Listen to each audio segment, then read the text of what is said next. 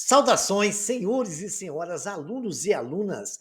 Este é o 10º capítulo do nosso videolivro de matemática do 9º ano do ensino fundamental, todo ele criado dentro do padrão da BNCC e também gravado em 4K. Senhores, já vão se inscrevendo no nosso canal, porque isso ajuda a evolução do nosso canal.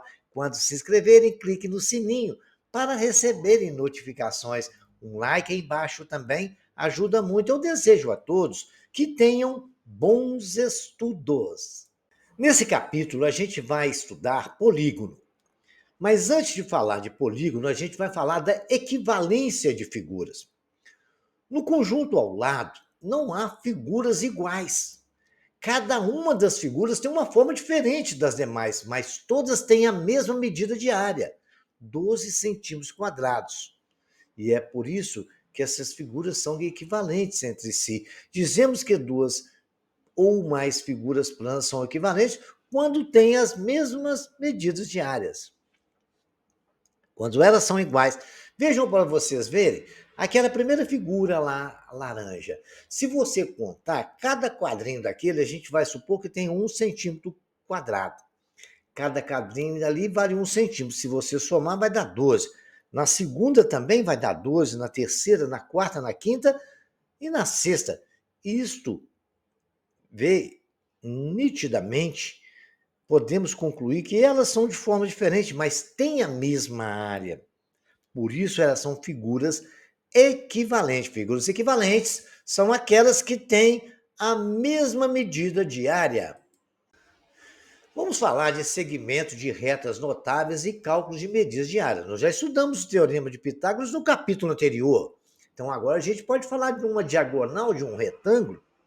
Se você observar bem no retângulo, eu já falei isso em outros capítulos. Quando a gente vê um retângulo, a gente está vendo 2 triângulos. Principalmente esse notável, que ele é um de 90 graus, 2 de 90 graus, onde ele tem uma altura e tem uma base. E a diagonal ao quadrado é igual à soma dos catetos ao quadrado, porque a diagonal é a hipotenusa de cada triângulo. D ao quadrado é a h ao quadrado mais b ao quadrado. Então, d raiz quadrada de h2 mais b2. Tranquilo. Nessa aí já é uma informação, particularmente, né? Nós sabemos que o quadrado é a mesma propriedade. Só que como os lados são iguais, a gente coloca L, né? O outro L, todos os lados ali valem L, o quadrado de L é igual a L ao quadrado, mas L ao quadrado somando vai dar o quadrado da diagonal é 2 vezes L ao quadrado.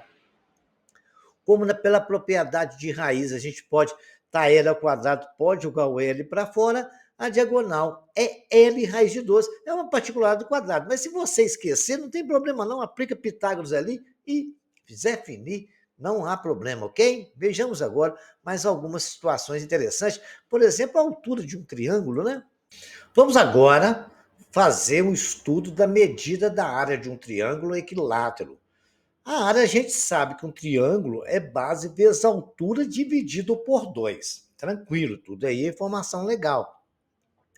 Traçando aí um triângulo equilátero de lado L, H é a altura, nós vamos separar aquela metade do triângulo para a gente calcular a altura. Então, nós podemos dizer que a altura é um cateto, a altura, o lado sobre 2 é um outro cateto e temos o lado L, que é a hipotenusa desse triângulo. Então, já sabemos e aprendemos que L ao quadrado é H2 mais L sobre 2 ao quadrado. Então, L ao quadrado é H2 mais L2 sobre 4, levando ao quadrado ali. Fazendo a soma de L ao quadrado com L, vai ficar L ao quadrado menos L ao quadrado sobre 4. Tirando o mínimo múltiplo comum entre 4 e 1. Dividindo pelo denominador, multiplicando pelo numerador e fazendo a diferença, vamos chegar que H2 é igual a 3L ao quadrado sobre 4. Extraindo a raiz dos dois membros, temos H é igual a raiz de 3L ao quadrado sobre 4. Aí agora, senhores, nós podemos colocar pela propriedade de radicais o L e o 4 para fora do radical. Fazendo isso, temos que a altura é L raiz de 3 sobre 2. Como é sabido que a área é um lado vezes a altura, então temos a L que multiplica L raiz de 3 sobre 2 dividido por 2. Ali eu tenho uma fração dividida por 8. Então, eu vou ter aquilo dividido por 1 sobre 2. Aí teremos no resultado final a área do triângulo equilátero é L ao quadrado raiz de 3 sobre 4. Bacana. Memorizem isso aí. Mas se vocês não memorizarem, a demonstração está feita, vocês vão por este raciocínio, ok? Aplicando todo esse estudo que nós fizemos até agora, nesses slides, vamos relembrar alguns conhecimentos anteriores e vamos resolver essas questões. Vou deixar para os senhores. De qualquer forma, eu estarei aguardando os senhores aqui nos comentários se tiver alguma dúvida, né? Vocês vão determinar a área para mim de cada um desses itens aí, do quadrado, do retângulo, aplicando esses conhecimentos que eu tenho ali. Vejam, senhores, que todas as duas figuras têm dois triângulos. A da questão 2 também. Vocês vão aplicar o mesmo raciocínio. Qualquer dúvida, se vocês não conseguirem, mas vai ser fácil. Só vocês verem que aquilo é uma diagonal, teorema de Pitágoras, vocês vão conseguir resolver. Da mesma forma, vocês têm a questão 3, 4 e 5, que vai ser possível os senhores desenvolver e calcular a medida da área de um triângulo equilátero, de perímetro. Perímetro, você sabe que é a soma dos três lados, então dá para você saber que é quanto vale cada lado. A do triângulo equilátero, cuja altura nós já sabemos a fórmula, determina a medida da área de um retângulo isósceles, cujo comprimento é 36, retângulo isósceles. Triângulo isósceles, quer dizer, perdão, li errado. Determina a medida da área de um triângulo isósceles. O triângulo isósceles tem dois lados iguais e um diferente, né? Os ângulos da base são iguais. Tem uma altura relativa à base, aí vocês vão saber. Desenha um triângulo, vai desenhando a altura, vocês vão ver isso aí. A medida da área do triângulo é 8 centímetros quadrados. Qual é a medida do perímetro? O perímetro é a soma dos três lados, tem que saber quanto que vale L aí. Na questão número 7, nós temos aí para calcular a medida da área da superfície dessa figura. Nós temos um quadrado e dois triângulos. Sabemos tudo sobre o quadrado, não, perdão, um retângulo, né? Lado 5, lado 2. O lado do triângulo é 2, o outro triângulo é 2, né? Ponto médio ali. O que é isso aí? Calcule para mim a área dessa figura toda aí. Vamos ver o que vai dar. Raciocine qualquer coisa, aguardo os senhores. Vejamos agora a questão de número 8, né? Nós temos um triângulo ABC, nele eu tenho a CD, a EF, com todas as informações que estão aí. Vocês vão resolver a questão letra A e letra B para mim. E qualquer pergunta que quiserem fazer, eu aguardo os senhores no comentário. Para o vídeo, dê um print, anotem no caderno e tentem resolver. Depois vocês voltam lá e vai nos comentários e me perguntam que eu ajudo. Agora nós vamos falar de planos convexos e planos côncavos.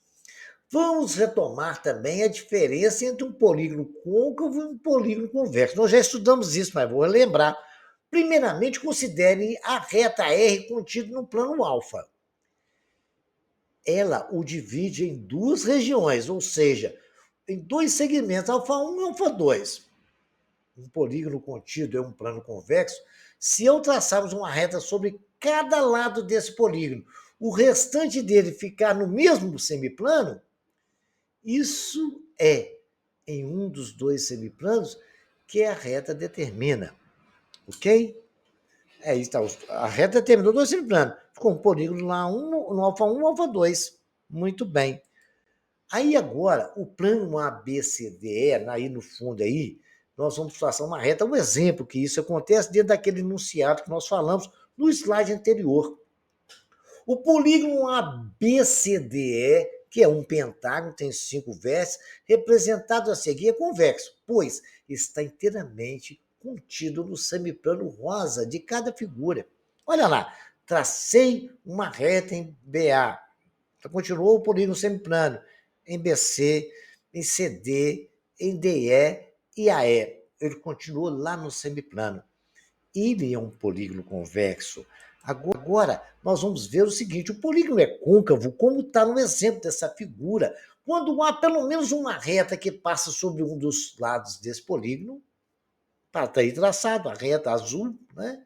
Fazendo com que uma parte dele fique em um semiplano determinado pela reta e a outra parte. Então, dividiu ele duas vezes, cada parte dele ficou num semiplano.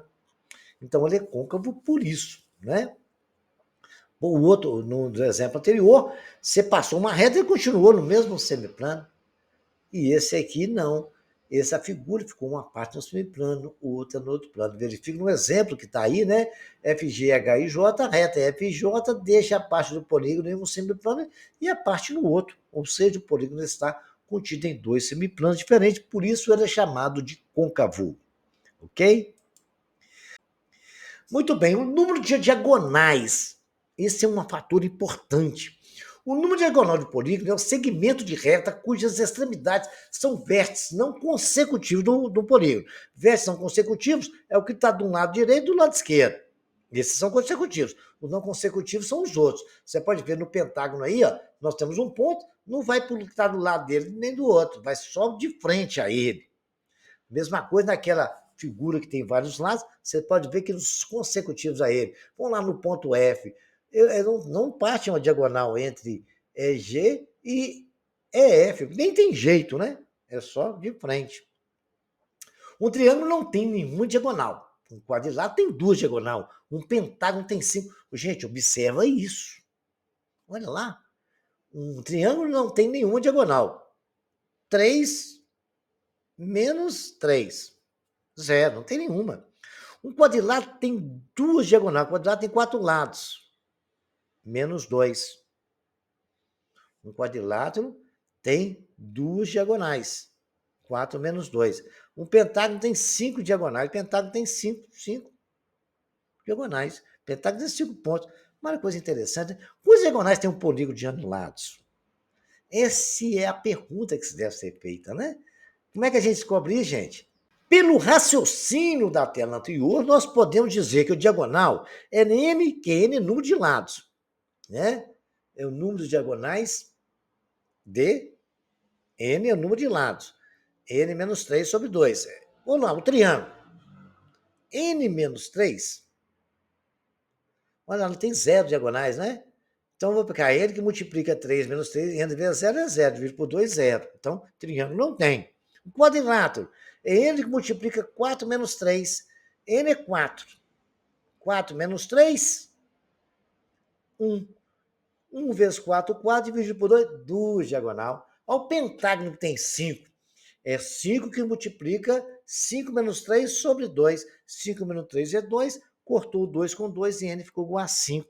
E assim vai sucessivamente para qualquer exatamente polígono. Pode ser côncavo ou convexo, isso não importa. O importa é ser o número de diagonais de qualquer polígono. É o número de lados ou o número de vértices, né? Que multiplica n menos 3, que é o mesmo número, diminuído de 3 sobre 2. Vejamos como é que se aplica isso. Para chamar A1, A2 e A3, a n de vértices de um polígono de lados, com extremidades em um dos vértices do polígono, vértice A1, por exemplo, AN menos 3 diagonais. Né? Se você pegar 1, é menos 3, porque ele só parte dos lados opostos dele não funciona, não tem, né? Muito bem. Porque A1 é cada um dos demais vértices, com exceção de A1 e A2 e AN. Obtemos diagonais. Se n menos 3 diagonais com extremidades em cada vértice, então com extremidades em n vértices, teremos o quê? N menos 3 diagonais. Então, de cada ponto parte n menos 3 diagonais. O número de lados menos 3 diagonais. Porque tem 3 lados aqui, não tem como. Não tem que passar diagonal por ele mesmo, nem por outros pontos do lado. Muito bem. Nesse processo de contagem, cada diagonal contar 2 vezes, porque tem extremidades em 2 vértices. Por exemplo, o vértice A1 e o vértice A4 tem uma diagonal passando por ele. O que parte de A4 vai até A1 é a mesma diagonal. Sendo assim, senhor, a gente pode dizer que nesse processo cada diagonal é contar 2 vezes, porque tem extremidades dos vértices. Por exemplo, A1 e A3, considerado que partem de A1, é a mesma diagonal A3 A1. Considerando que partem de A3, foram consideradas as duas diagonais. Quando Na realidade, só uma diagonal. A 1 e a 3 e a 3 e a 1 é a mesma coisa.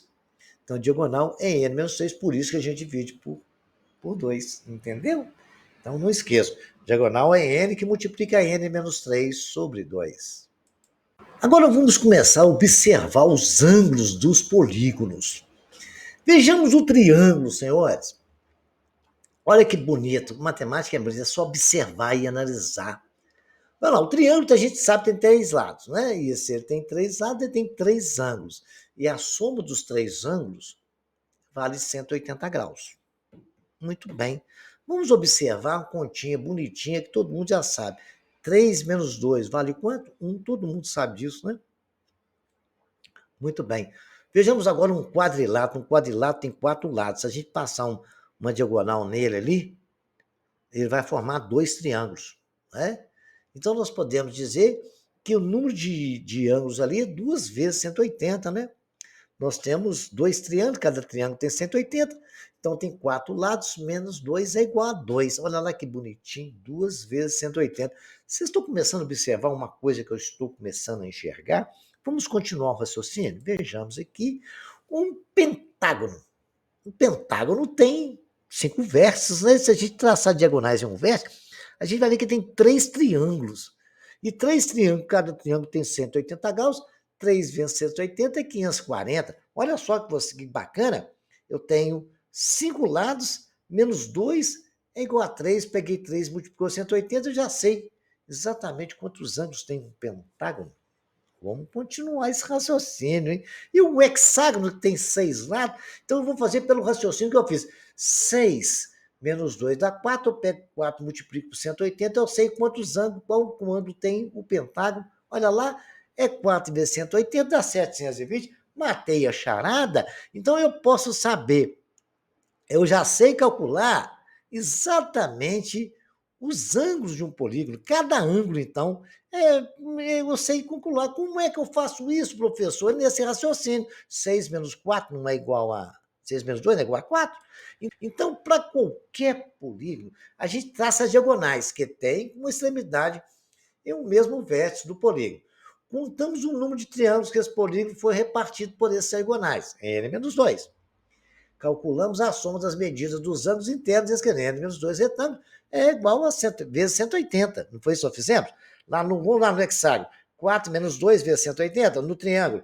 Né? 3 menos 2 vezes 180 no quadrilátero. 4 menos 2 vezes 180. Então, nós podemos concluir que a soma das medidas dos ângulos internos n menos 2 triângulos é igual à soma das medidas dos ângulos internos do polígono inicial. Temos assim, a soma dos ângulos internos, a soma de todos os ângulos, né? Cada ângulo não. É 180 que multiplica n menos 2. Muito bem. O polígono tem 10 lados, é 180 que multiplica 10 menos 2, 180 vezes 8. Agora, se eu quiser saber quanto que vale cada ângulo, basta eu pegar isso tudo aí e dividir por n. I é o ângulo, né? Vamos chamar I de ângulo interno. Vejamos como é que acontece isso. Ah lá, a gente agora soma dos ângulos externos de um polígono. A gente aprendeu em outras matérias, como o dedinho está nos mostrando, que a soma de um ângulo interno com o externo dá 180. Ali nós temos uma reta, traçando uma reta naquele polígono pentágono ali, né? Até não tem a mesma medida, é tudo diferente. A nós traçamos uma reta, nós podemos ver o ângulo interno e o ângulo externo. É vou lá, no 2, onde o dedinho está mostrando. É 2 e 2, interno e externo, a soma deles é 180. Nós já estudamos que isso é suplementar. Muito bem. A soma dos ângulos eternos é 360 graus. Esse é 360. Então, cada ângulo externo é 360 dividido por n. Olha só como é que está ficando fácil. E como eu falei no slide anterior, a soma do ângulo interno dividido pelo número de lados nos dá um ângulo interno. Gente, agora ficou fácil de trabalhar com ângulo de qualquer polígono. Nós sabemos que há ângulo externo e externo, sabemos como calcular o externo, sabemos como calcular o interno, e acabou de definir. Vamos fazer exercício para ver como é que funciona isso? Olha um exemplo bacana. Determina um ângulo interno de um decágono. Regular, nós sabemos que decágono, até falei isso anteriormente, tem 10 lados, né? Então, a soma dos ângulos internos do decágono é 180, que multiplica 10 menos 2 sobre 10. 10 menos 2 é 8, 180 vezes 8 é 1.440, dividido por 10, 144 graus. Se eu quiser saber quanto que vale cada ângulo desse, basta dividir por n, né? Certo? Então, quer dizer, é o que foi feito. A soma dos ângulos, né, 180 e multiplica em n menos 2, cada ângulo desse decágono é 144 graus. Bacana? Muito bacana, isso aí. Ângulo interno, tá? Externo é outra condição. Vejam só que exemplo bacana. O ângulo interno do polígono regular, o ângulo interno I de um polígono regular vale 5 vezes o seu ângulo externo. Determina o número de lados desse polígono. Bom, I é igual a 5E, é o que o enunciado nos falou. O ângulo interno é igual a 5 vezes E. Muito bem, nós sabemos que a soma dos ângulos externos do triângulo é 360 graus. E a soma dos ângulos em cada ângulo interno vale o quê? 180 que multiplica n menos 2 sobre n. Isso é igual a 5 vezes o ângulo externo. Cada ângulo externo é 360, que é a soma de todos, dividido por n. Matematicamente, n eu posso passar para lá multiplicando, vai cortar n com n. Acabou. Ficou tempo 180 igual a n menos 2, que é igual a 180. 180 vezes 2 não é 360? Escrevi isso no lugar de 360, vezes 5, porque eu enxerguei um 380 de lá, é bom que aí eu posso eliminar. Um está multiplicando, o outro também, um vai para lá dividindo, cortou. N menos 2 é igual a 2 vezes 5, é 10. O 2 está subtraindo, n é igual a 10 mais 2. O valor, nós temos aqui exatamente um polígono de 12 lados. É o que o problema nos pediu, né? Determina o número de lados de um polígono. É dodecágono, tem 12 lados. É um exemplo bem bacana. Isso aí, vejam vocês que com todos aqueles estudos que nós fizemos de fórmulas no anterior, a gente chegou agora que pode resolver qualquer problema de ângulo. Vejamos esse aqui. A mediatriz de dois lados consecutivos de um polígono forma um ângulo de 20 graus. Determina o número de lados desse polígono. Muito bem. Pegamos ali um polígono qualquer, né? Está até aberto. Nós traçamos, pegamos uma mediatriz. O que é uma mediatriz? A mediatriz de qualquer polígono é a parte do centro e faz um ângulo de 90 graus com um lado oposto. Muito bem. E ele falou que a mediatriz A e B são consecutivos, está ali tanto o lado A e o B, um está na frente do outro porque são consecutivos, e tem um ângulo de 20 graus. Muito bem. A soma de todos os ângulos de um polígono que nós estudamos agora mesmo é quanto? 360 graus. Muito bem. A soma dos ângulos externos. Certo? Muito bem. Se ele tem 20 graus, o ângulo central tem 20 graus, é 360 dividido por 20, deu 18 ângulos. Se ele tem 18 ângulos, a gente vai pegar, né? Somando todos os ângulos de um polígono dá 360, nós vamos pegar o quê? Fazer 360 dividido por 20, deu 18 ângulos. Se um polígono tem 18 ângulos, ele tem 18 lados. Isso é óbvio, né? O número de lados é igual ao número de ângulos. Feito isso, o nosso exercício ficou resolvido. Um polígono regular. O que é um polígono totalmente irregular? Bom, vamos raciocinar. Nos ângulos tem os lados congruentes, ele é equilátero. O retângulo tem os ângulos congruentes, equiângulo. Um retângulo, mas não tem os lados iguais. Tem os ângulos iguais. O quadrado tem os lados congruentes, ele é equilátero. E o quadrado também é equiângulo, porque tem todos os ângulos iguais. Lados e ângulos são iguais. Chama-se polígono regular o polígono convexo, que tem todos os ângulos congruentes e todos os ângulos internos congruentes. Lados e ângulos congruentes. Então, nós falamos que isso é um polígono regular. O polígono regular é o equilátero, quando ele é equilátero e é equiângulo. Bacana, né? Vamos falar de polígonos inscritíveis em uma circunferência. Quando uma circunferência contém todos os vértices de um polígono, dizemos que o polígono é inscritível. ou seja, o polígono está dentro da circunferência. Nesse caso, a circunferência está circunscrita ao polígono. Considere os exemplos abaixo. Um pentágono dentro da circunferência, nós temos o raio, parte da origem e vai estar lá. O raio é todos os pontos que estão ali do centro e vai até a circunferência é raio. E são a distância, são a mesma, então. Temos aí do triângulo e temos também o hexágono, também exatamente, ele está circunscrito. Essa circunferência está circunscrita nessa figura, ok? Então, tendo a ideia disso, vamos falar sobre a inscrita. Polígonos inscritivos em uma circunferência é quando temos um triângulo, por exemplo, os três vértices da circunferência, ou seja, o triângulo está inscrito na circunferência. Ele está lá dentro da circunferência. O centro da circunferência diz igualmente de todos os vértices, né? Tá ali, nós fizemos ali todos os vértices e tudo ali é raio, né? Observe bem isso. Portanto, O é a interseção das mediatrizes do triângulo. E ele é chamado de circuncentro. Se você pegar um triângulo, passar todas as mediatrizes dele, certo? Que passa, o que acontece com eles? Ela vai dar um ponto chamado de circuncentro. Se você botar o compasso no circuncentro, a um vértice, você vai traçar uma circunferência circunscrita ali, ok? Veja, não observe esse detalhe. Tentem fazer isso no compasso, vocês vão ver. O que é a pergunta? O que é uma mediatriz, né? A mediatriz, o que ela é? Ela passa do vértice, vai passar pelo centro, até o ponto médio do lado oposto, ok? Quando uma circunferência é tangente a todos os lados de um polígono, a gente já sabe, uma reta tangente a qualquer circunferência, ela faz um ângulo de 90 graus com um raio. É uma observação que aqui não importa, mas estou só lembrando, né? Quando a circunferência é tangente a todos os lados de um polígono, dizemos que o polígono é circunscritível a essa circunferência. Nesse caso, a circunferência está inscrita no polígono, ela está lá dentro do polígono. Este triângulo tem os três lados tangentes à circunferência. O triângulo é circunscrito à circunferência. O centro da circunferência diz igualmente dos três lados do triângulo. É raio.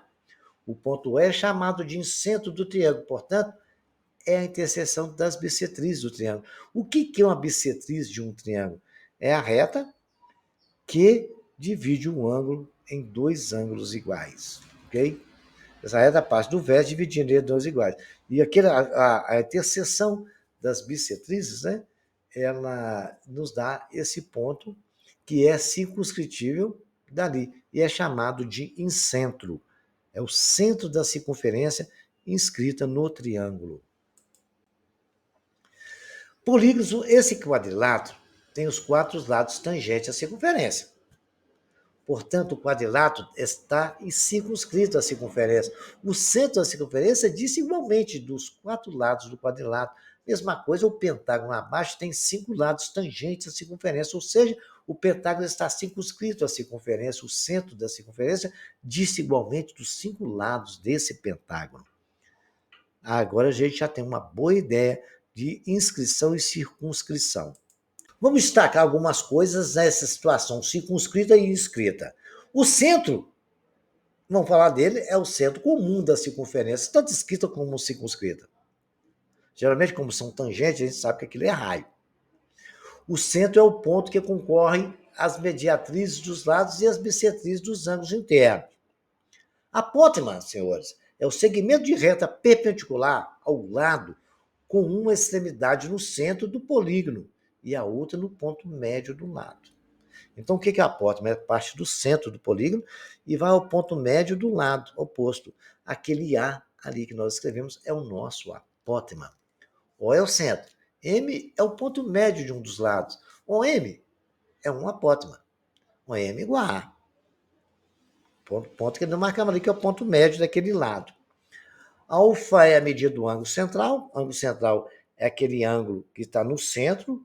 Se você traçar uma reta dos dois vértices ali, aquele ângulo estaria chamado de ângulo central. E nós estudamos ali que o arco que forma naquilo ali, não, nós vamos estudar no próximo capítulo.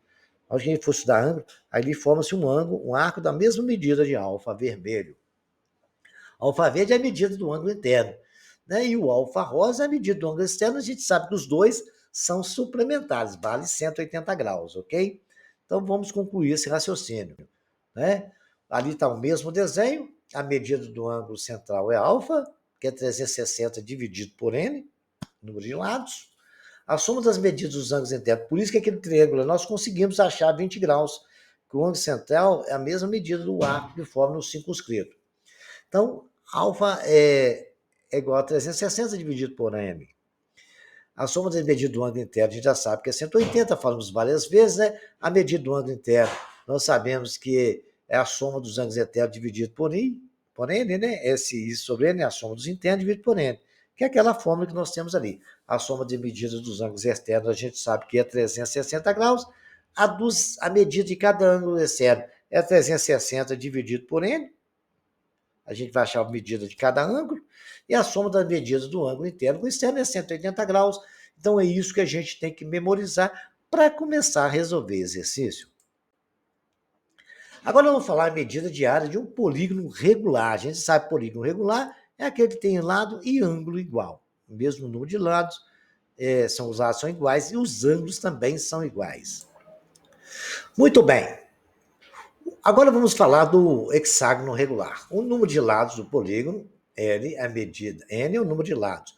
L é a medida do lado, a medida A é a apótema. 2 vezes P é a medida do perímetro, que P minúsculo é semiperímetro, né? 2P é igual a N vezes L. Muito bem. 2 vezes o perímetro é 2 vezes N vezes L. Muito bem. No polígono regular, o apótema é a altura de um triângulo equilátero.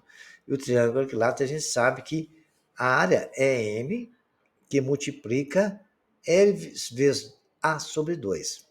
Então, o apótema, a área é 2 vezes o perímetro vezes A sobre 2.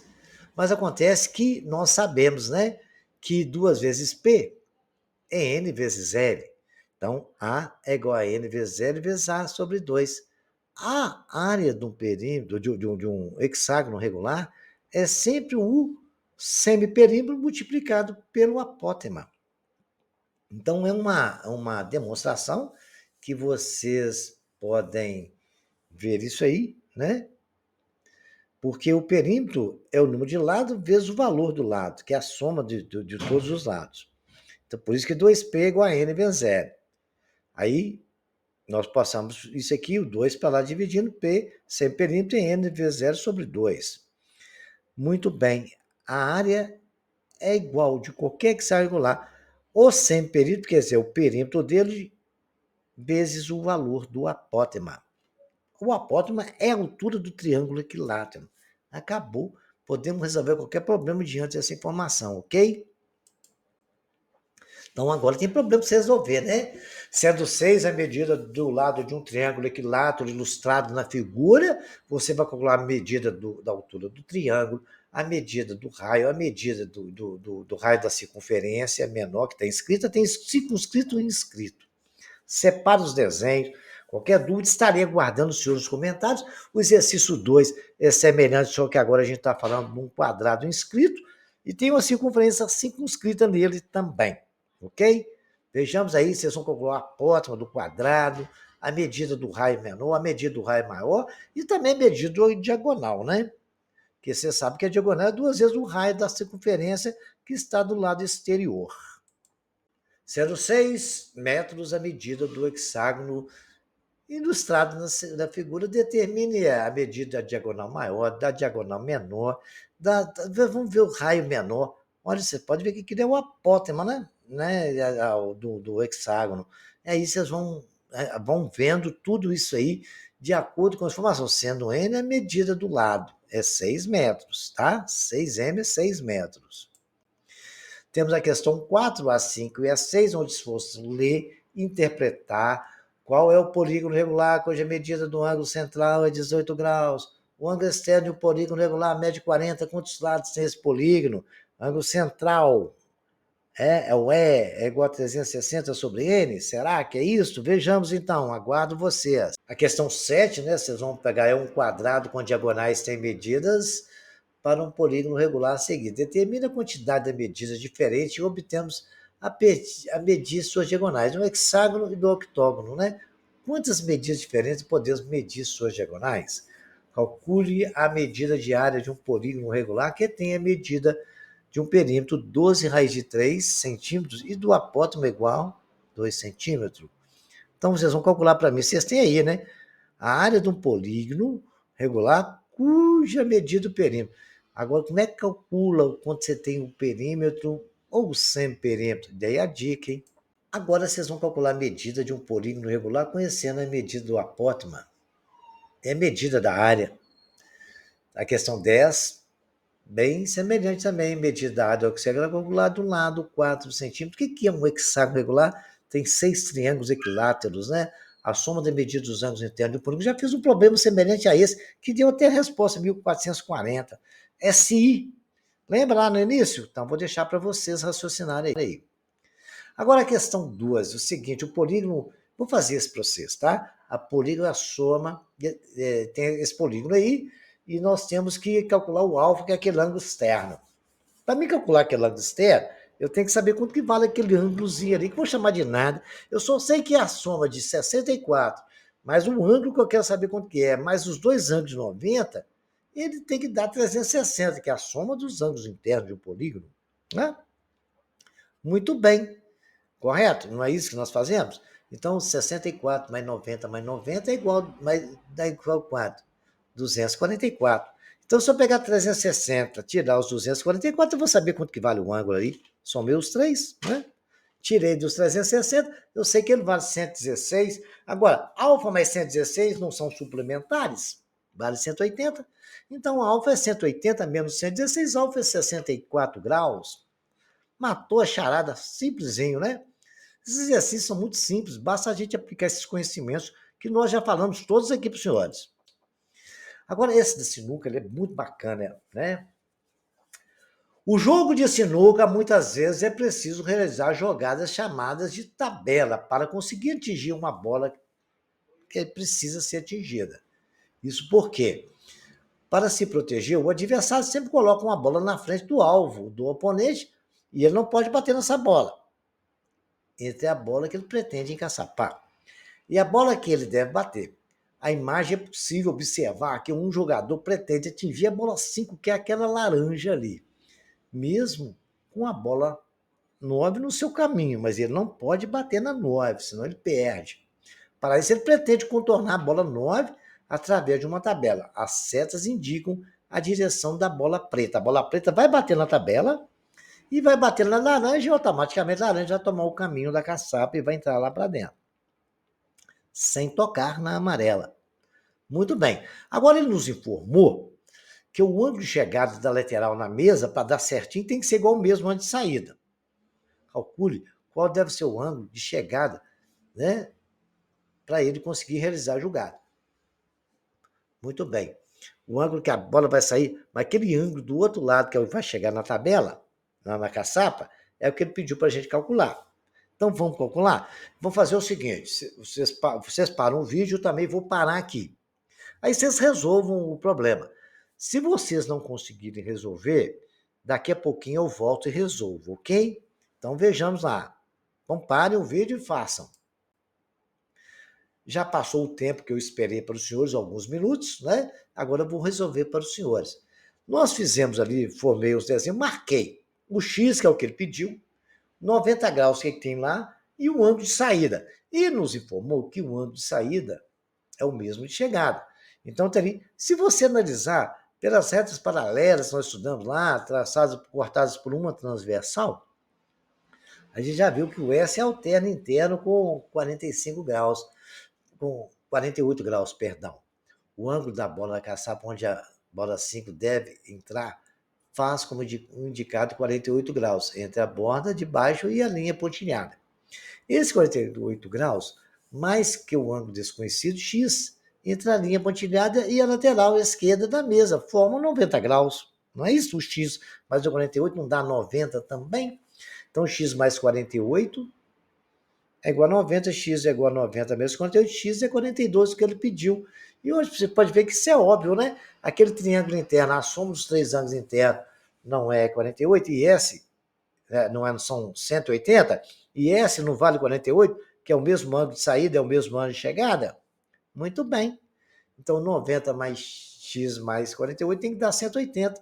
Então, S é 48, foi provado isso aí. Então, como o ângulo de chegada lateral é superior à mesa igual ao de saída, temos um ângulo de saída igual a 48 graus, ok? Resolvido o exercício. Agora essa do Enem, o digital, considere um guindaste mostrado nas duas figuras. Eu vou resolver isso também. Isso é uma questão de analogia apenas, né?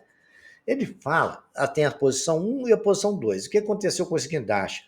Ele estava parado em uma posição. Aí ele levantou alguns graus para pegar um peso e ficou uma outra forma da figura. Aí vamos estudar as duas situações que sustentam uma esfera metálica na sua extremidade inferior. Na posição 2, o guindaste se levantou, igual eu expliquei, formando um ângulo de 60 graus. Como é que isso aconteceu? Vejamos a situação 1. Vamos observar o seguinte: os pontos A, B e C na posição 1. A, B e C, onde AC vale 12, BC 16, tem um ângulo de 90 graus, está paradinho ali. Muito bem. E de A até B, nós temos ali uma possível hipotenusa no triângulo de... Exatamente. Ali nós podemos observar o seguinte: se a gente tem uma hipotenusa de A até B, ele tem um lado, tem um valor, mas é uma hipotenusa, é o maior lado de um triângulo retângulo. No ponto C tem 90 graus. Nós podemos dizer que esse triângulo é o quê? Vejamos o que a gente pode falar dele. Agora vamos observar a posição 2. O triângulo T2 subiu um ângulo de 60 graus. Você pode ver, continuou 12 metros. Quando ele subiu para 60 graus, que a cordinha que puxou o pêndulo ali, ela passou a ter 12 metros também. E a D tem o mesmo valor de 12 metros, porque o ângulo é 60 graus num triângulo equilátero. Se tem um ângulo de 60 graus, os três lados são iguais, os ângulos também são iguais. Então, nós podemos concluir das duas figuras a seguinte situação. Ele está perguntando, entre T1 e T2, certo?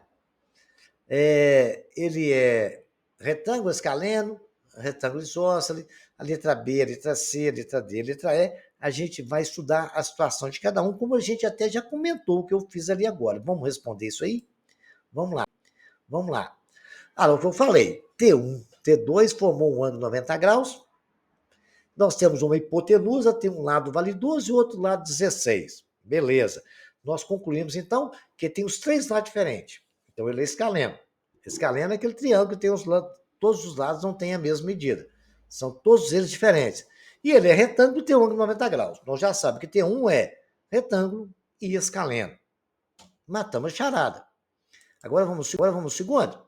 Ele subiu 16 graus, subiu 60 graus, aí diminuiu a corda ali, ficou com 12 e 12. O outro lado é 12. É um triângulo exatamente... Ele é acutângulo, que tem todos os ângulos iguais. O triângulo é acutângulo, quando os três ângulos têm a medida. E é equilátero. Então, a conclusão que nós temos da resposta do Enem é que ele é retângulo escaleno. Na situação 1, acutângulo e equilátero. Na situação 2, fim de papo, resolvido este.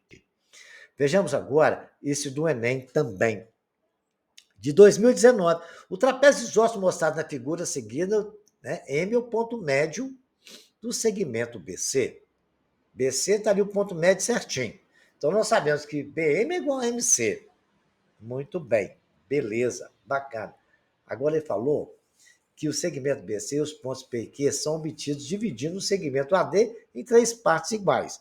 Então, o segmento AD foi dividido em três partes iguais. Então, se AP é igual a PQ igual a PD. Muito bem. Os pontos B, M, C e P são traçados em segmento de reta, determinando 5 triângulos internos de um trapézio. Está ali os 5 triângulos. Bacaninha, está muito nítido isso.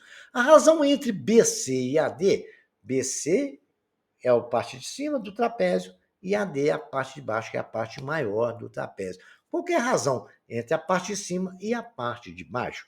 Então, vamos analisar isso e depois a gente vai ver qual que é a resposta que vai ser aqui, que nós vamos analisar. Eu vou parar o vídeo, vocês respondem, daqui a pouco eu volto para dar solução para os senhores. Muito bem, senhores. Já voltei, foi o suficiente para vocês responderem. Vejamos aqui agora. O trapézio possui bases paralelas. Por isso a distância entre as duas bases é igual em qualquer ponto. Por isso as alturas de todos os triângulos são iguais. As alturas são iguais. E a área é base vezes altura dividido por 2. Área B é base, H é a altura. Se A e H são iguais no enunciado, a altura é igual a área. Enunciado para todos os triângulos, B também é igual. Né? Se a área é igual, B também, exatamente a base é igual. Então, nós podemos dizer que a BPQ é tudo igual. Então, por exemplo, aqui BC, né, de BTC, está para D. Assim como 2 vezes B, porque em cima não tem 2 vezes B, a base é igual em todos os pontos. Embaixo não tem 3 vezes B, então podemos concluir que a BC está para D, assim como 2B está para 3B. Então a razão de BC para D, cortando um B com B, é 2/3. É a letra B lá no exercício do problema. Resolvido este também. Agora o outro exercício do 16, eu vou resolver também. Né, se um polígono convexo, o número de lados n é 1/3 do número de diagonais, então o valor de n é a diagonal, não é n que multiplica n menos 3 sobre 2? O enunciado não falou que d é 1/3, n não é 1/3 de d? N é d sobre 3, então d é igual a 3n. Então, 3n é igual a n que multiplica n menos 3 sobre 2. 2 está dividindo, foi para lá multiplicando, 6n é igual a n menos 3. N está multiplicando, vai para lá dividindo, n menos 3 é igual a n. O 3 está subtraindo, vai para lá somando. O número de polígonos número de lados desse polígono é igual a 9. Muito bacaninha esse, né? Agora vamos falar do lado e apótimo de polígonos regulares. Do quadrado inscrito, nós sabemos ali que o lado do quadrado é o raio ao quadrado, porque o lado não é, o lado do quadrado não é igual ao raio. Não é isso? Muito bem. Se você for ver aqueles triângulos, são todos eles equiláteros, né? Ali vale R, né? O outro vale R, muito bem. Aí eu quero saber quanto que vale aquele R. R é igual a L ao quadrado, que é a hipotenusa daquele triângulo retângulo, é igual a R ao quadrado mais o outro R ao quadrado. Eu vou achar o valor do L. L é igual a 2R ao quadrado. Extraindo raiz, né? L é igual a 2R ao quadrado. L é igual a R raiz de 2, porque o R ao quadrado sai para fora da raiz, ok? Feito isso, o cálculo da medida do apótema, o apótema é igual ao L, 2 vezes o A. Se você pegar ali o apótema, não é a reta que parte da origem e vai fazendo um ângulo de 90 graus com um lado, não é um apótema. Então tem 2 vezes o apótema, né? É igual ao L. 2 vezes é igual a L. L é igual a A mais A. Então, L é igual a 2A, L é igual a A sobre 2. A é igual a L sobre 2. Então, L não é raiz, R raiz de 2, coloquei R raiz de 2 no lugar de L. A é o raio raiz de 2 sobre 2. Esse é o valor do apótimo de um quadrado inscrito.